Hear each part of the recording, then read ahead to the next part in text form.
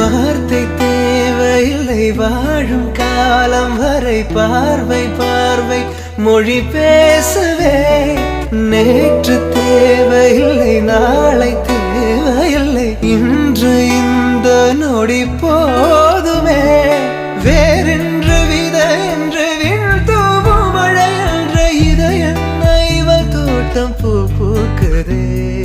வாலின்றி போரின்றி வலிக்கின்ற யுத்தம் என்று இதயம் இவனுக்குள் என வெல்லுதே